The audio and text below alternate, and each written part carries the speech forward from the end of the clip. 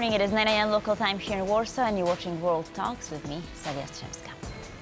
According to the Wall Street Journal, the Nord Stream gas pipeline was blown up by a small Ukrainian sabotage team in a clandestine operation initially approved by Volodymyr Zelensky himself.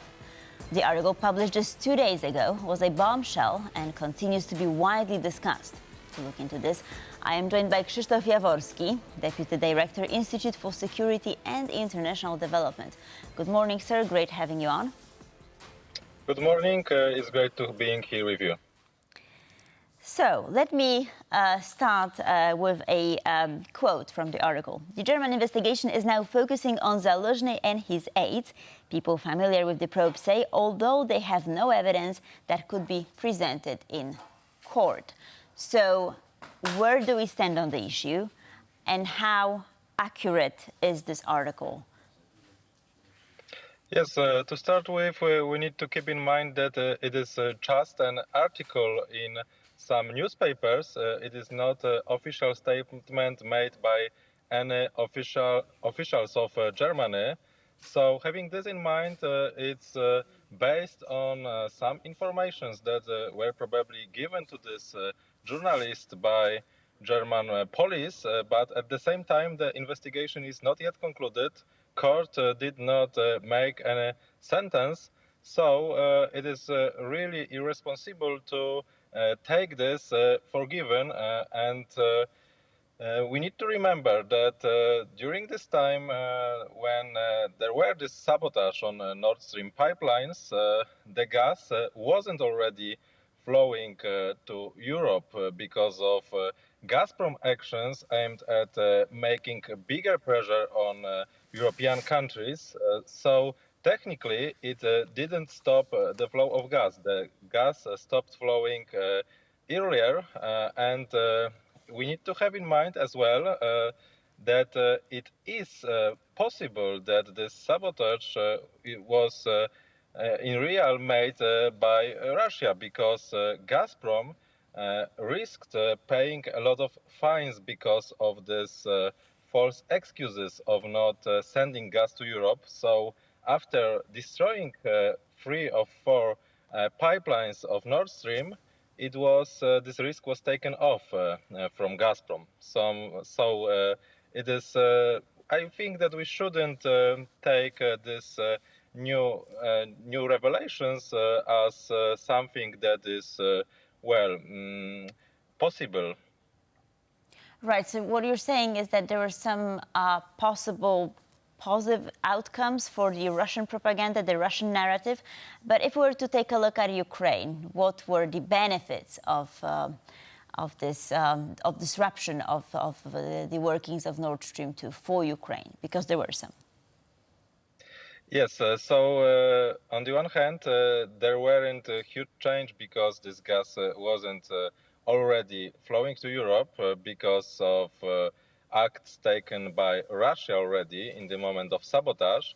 However, some narratives taken this as a really good move, not precising who made this move, which will stop and which will make it impossible to get back to business as usual, because this Nord Stream pipelines were broadly criticized by Ukraine and by Eastern European countries for being a political project between Russia and Germany, because prices of this gas were lower than in normal market circumstances, and Germany used it to gain a competitive advantage for its own economy because of low prices of natural gas from Russia, and Russia aimed for gaining political benefits and being able to put pressure on European countries, especially Germany, and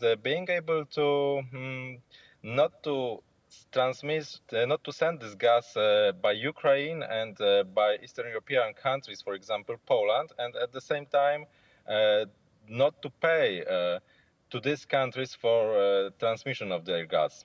So yes, it is in some aspect beneficial for Ukraine or Eastern European countries that there isn't any flow of gas by Nord Stream pipelines, but at the same time we need to keep in mind that the same outcome will be gained by sanctions which were already implemented on Russian gas and Russian oil. So from this point of view, I think that there is a lot of risk of making such an action, and at the same time, these benefits of this action were already gained by sanctions. Right, but there's no doubt that Germany took a hit as a result, German economy. So my question is, how will this situation, these new revelations, affect German-Ukrainian relations and possibly German-Polish relations as well?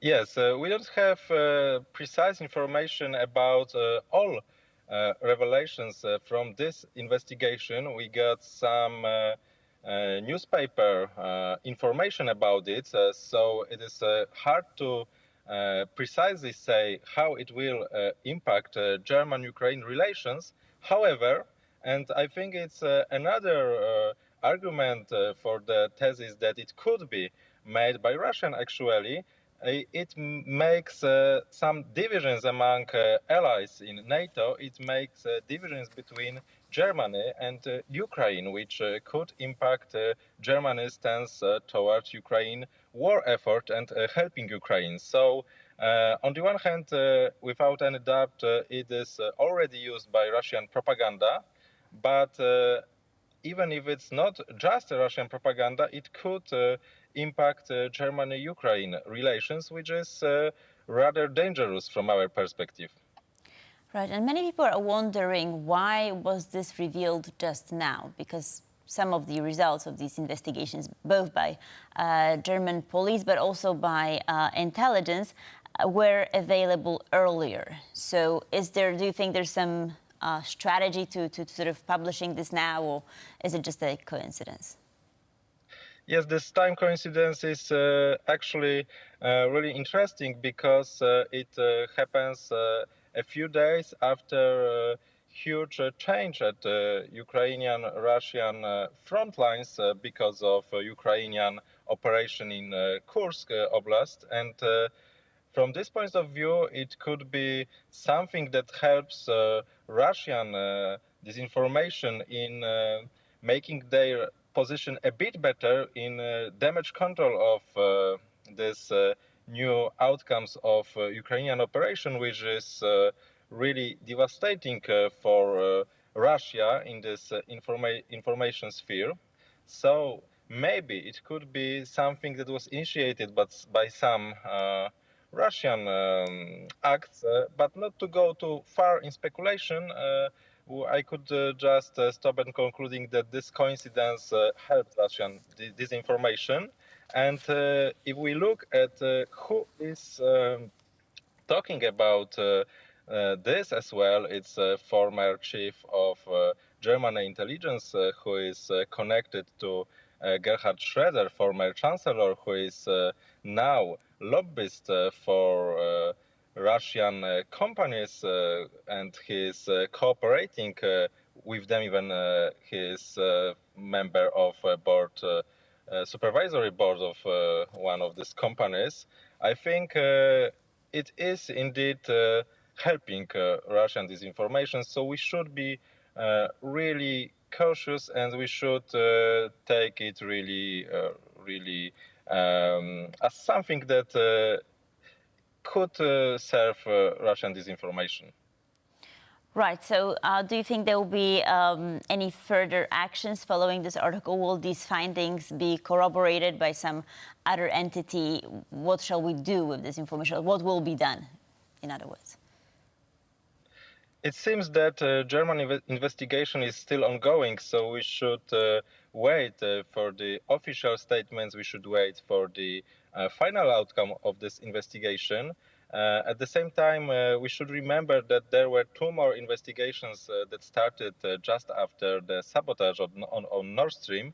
It was investigations by Denmark and by Sweden, and they were already concluded without pointing at any individuals responsible for it, as well without pointing at any countries responsible for it. So it is indeed possible that we will never get the final outcome of this investigation, because it could be just impossible to to find who made it. But at the same time, if such revelations based on rather weak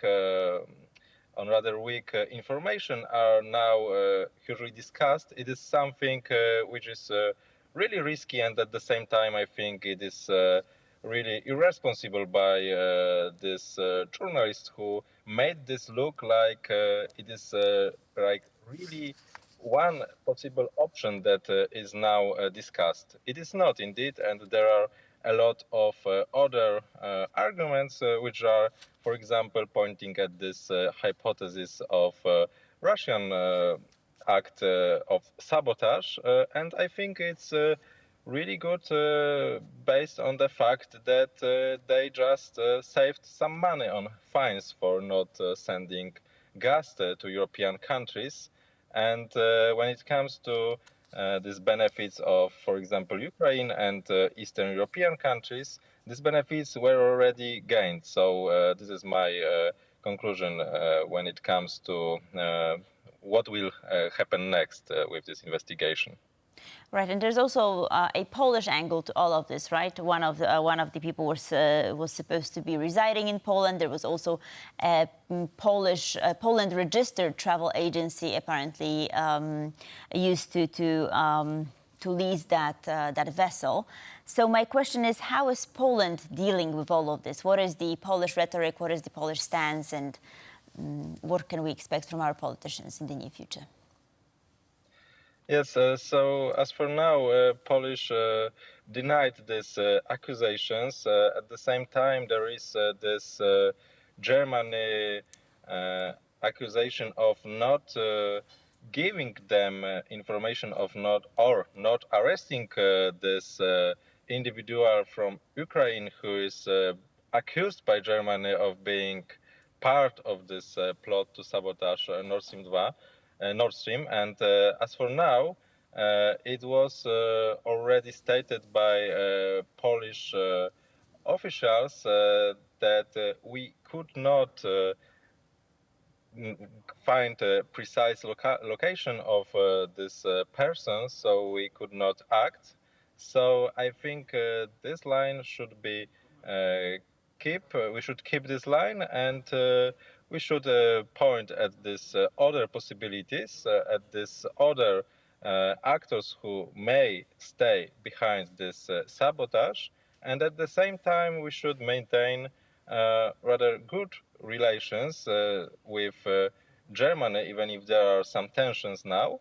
But at the same time, we need to remember that it's Germany who is responsible for a lot of problems with ongoing Russian invasion on Ukraine, because it's Germany politics aimed at gaining their own economic competitive advantage based on low natural gas prices from Russia, which caused huge political and as well economic costs for whole Europe. So Germany is in part responsible for the situation we are in now. Krzysztof Jaworski, thank you, sir, for being with us this morning and for your insights. Much appreciated. Thank you very much. And thank you for watching World Talks. Please stay tuned for more here on TVP World.